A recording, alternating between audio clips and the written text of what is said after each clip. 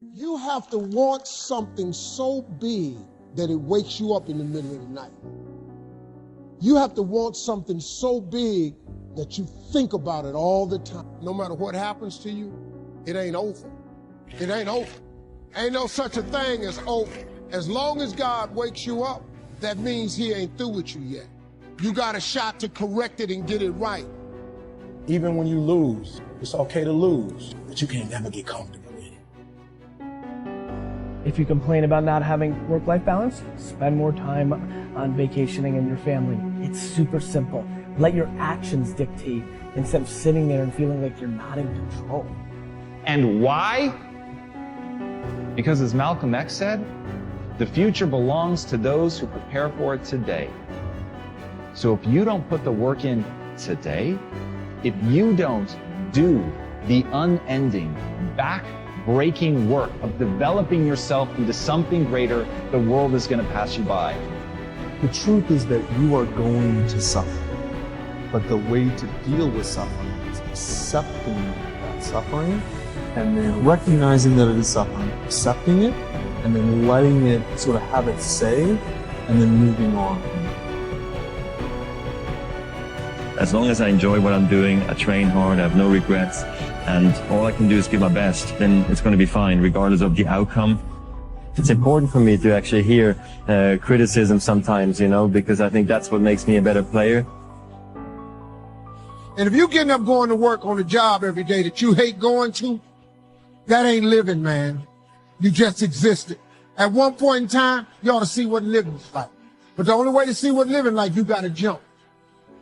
There are moments when you're going to doubt yourself and say, God, why is this happening to me?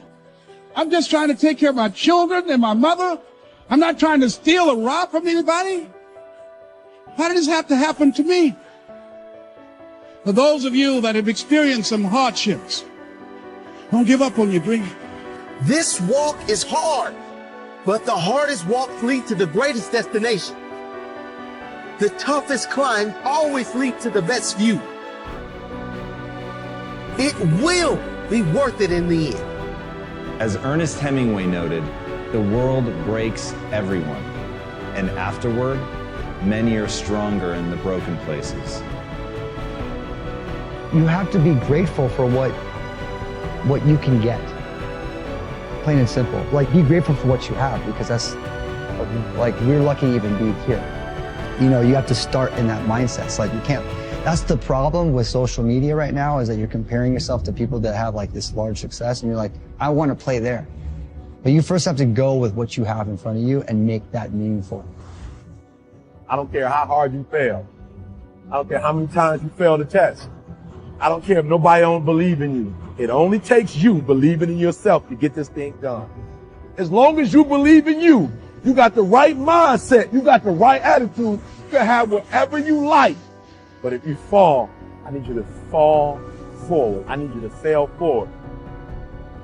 Every one of us who's a goal achiever sets goals, but very few people think about the obstacles that are there and them overcoming the obstacles. To understand, the only difference between the possible and the impossible is your set of skills, a belief in yourself. Getting better isn't a hack or a trick or a one change that you need to make.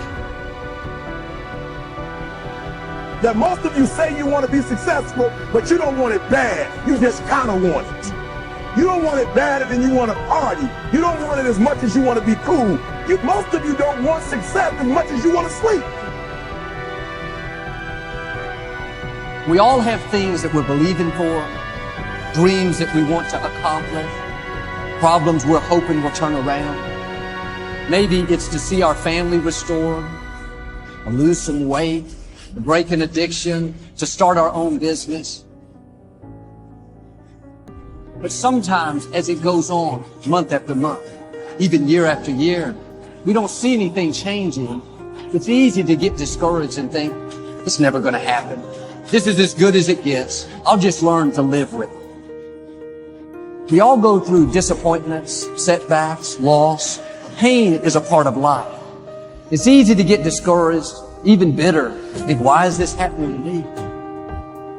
But my question is, why isn't everyone?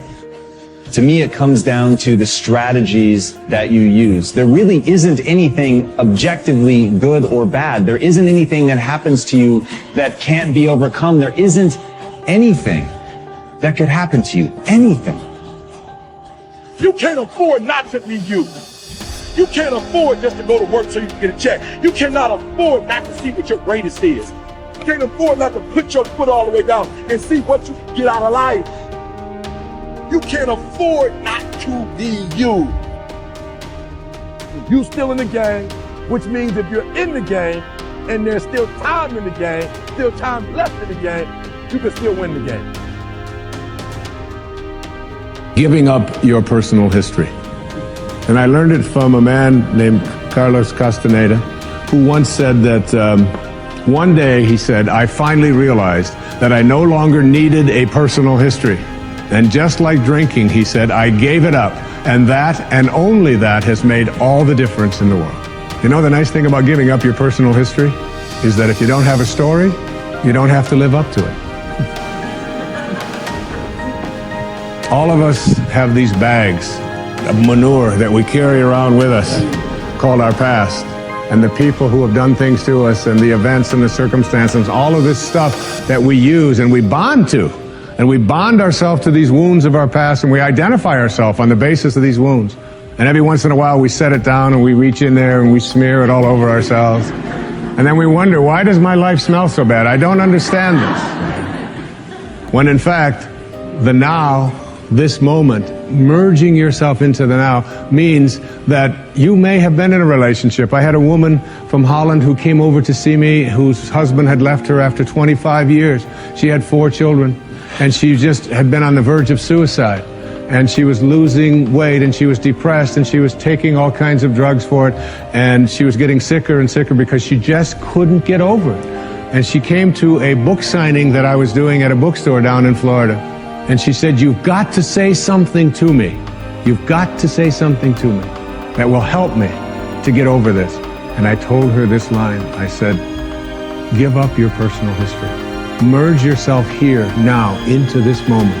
And those 25 years are something, if you want to understand how to do it, think of your past as, oh, this hat. And this is your past. Now, you can't just set this thing down over here and walk away from it and give up your personal history, because you'll always have it there to look back at. What you do is you pick up your past and you embrace it. You understand it, you accept it as, I had to go through these things that I had to go through in order for me to get to this place today, and the evidence for that is that I did. You don't need any more evidence. You did. And then you toss it. You toss it.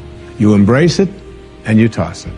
And you merge into the now by giving up your attachment. And some of you have heard me use the metaphor of the wake. Alan Watts talked about the wake is not what drives the boat.